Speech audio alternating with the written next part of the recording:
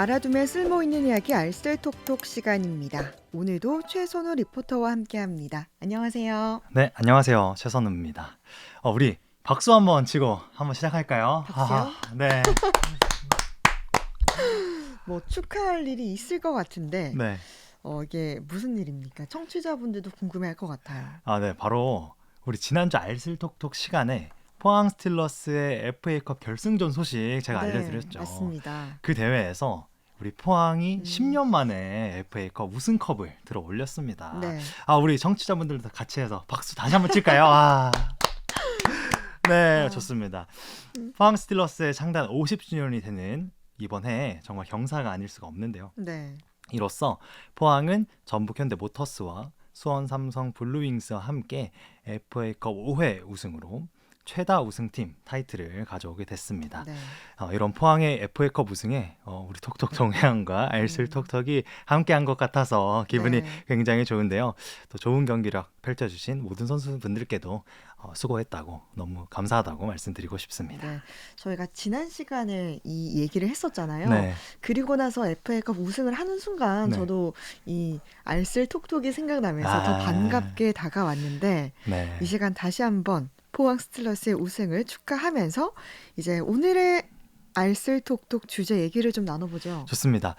오늘 날씨 어떠신가요? 저는 딱 가을날 같다고 네, 느꼈는데요. 뭐 수치로만 봐도 오늘 뭐 포항 지역은 최저 10도, 최고 22도로 낮에는 포근했지만 아침 저녁으로는 조금 쌀쌀한 전형적인 가을 날씨를 보이고 있습니다. 네, 근데 사실 지난주만 하더라도 날씨가 굉장히 더웠잖아요. 맞습니다. 그래서 반팔을 입으시는 분들도 많이 봤었는데요. 음. 최근 이런 따뜻한 날씨가 역사상 최고 11월 기온이었다고 해요. 맞습니다. 11월임에도 뭐 사계절의 옷차림을 모두 볼 수 있는 그런 신기한 경험을 했던 것 같은데, 그래서 오늘은 이렇게 요즘 날씨가 왜 이렇게 따뜻하고 또 이렇게 급격히 추워지는지 네. 이런 이상 기후에 대해서 얘기를 해보려고 합니다. 네, 정말 얘기한 것처럼 뭐 일주일에 사계절을 다 만나볼 수 있는 그런 날씨인데 사실 11월이면 겨울의 시작이잖아요. 네. 어제가 또 마침 입동이기도 했고 네네네. 그런데 요즘 날씨는 정말 종잡을 수 없는 것 같습니다. 맞습니다. 이제 지갑에 현금을 가지고 다녀야 하는 네, 붕어빵의 계절, 맞아요. 겨울이 왔잖아요. 음. 그런데 지난주죠.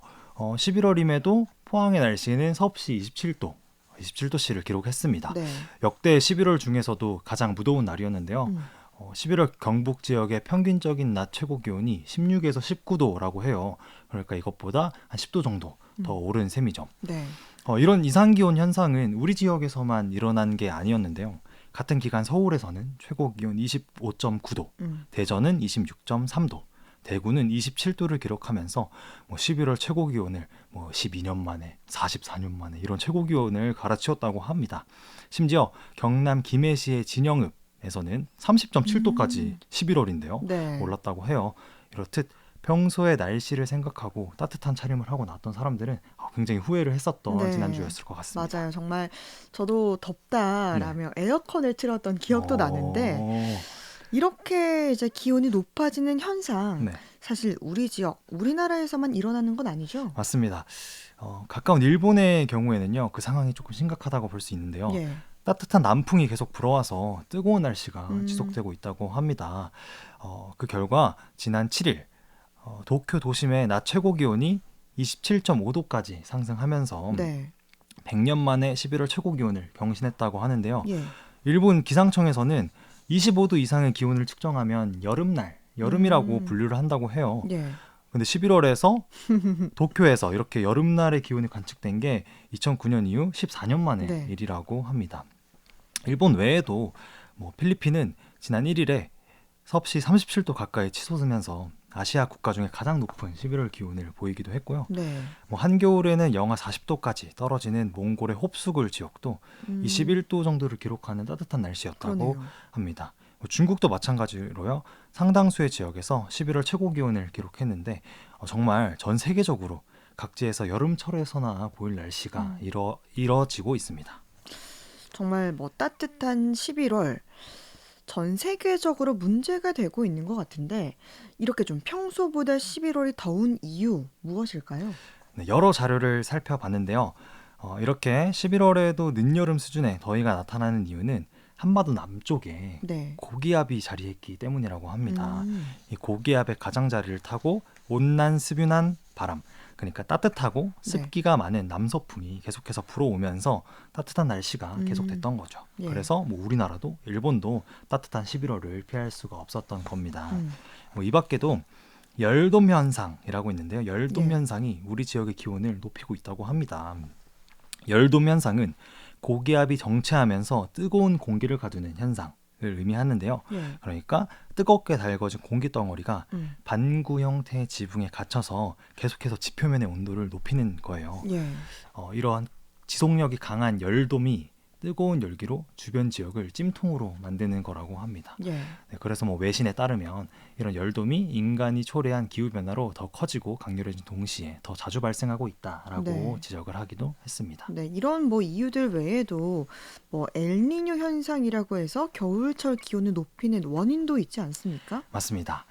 엘니뇨라는 용어가 익숙하기도 하면서 또 네. 생소하실 텐데요. 맞습니다. 엘니뇨란 동태평양의 해수면의 온도가 평균년보다 0.5도 이상 높은 기후 현상을 말합니다. 예. 반대로 이제 해수면 온도가 평년보다 낮으면 라니냐가 음. 되는 거죠. 엘니뇨, 라니냐 많이 들어보셨죠?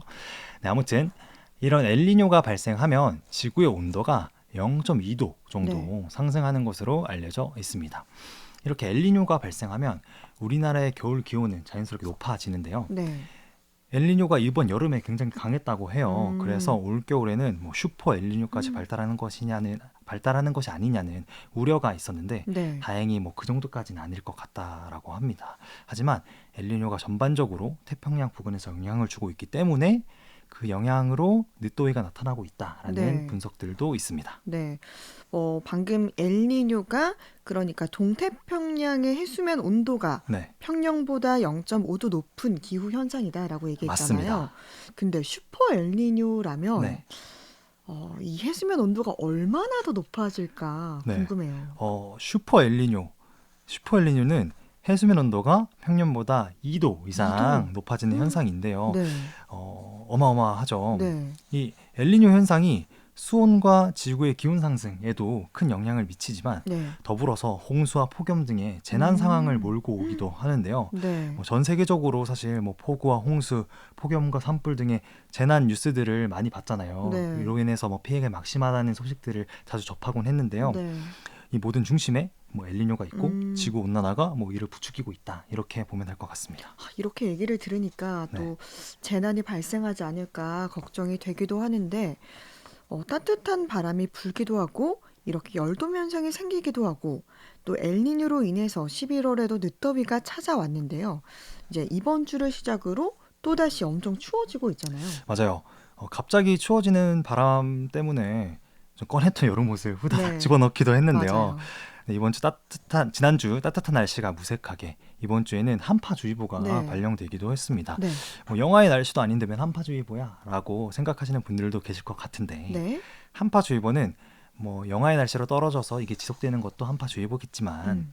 뭐 전날보다 10도 이상 기온이 떨어져서 3도 이하로 뭐 평년값도 3도 낮을 것으로 예상될 때 뭐 최저 기온이 영하 12도 이하로 떨어진 상태가 2일 이상 지속적으로 예상될 때 네. 내려지는 한파주의보라고 합니다. 그만큼 요즘 하루하루마다 기온차가 크다는 거겠죠. 네, 맞아요.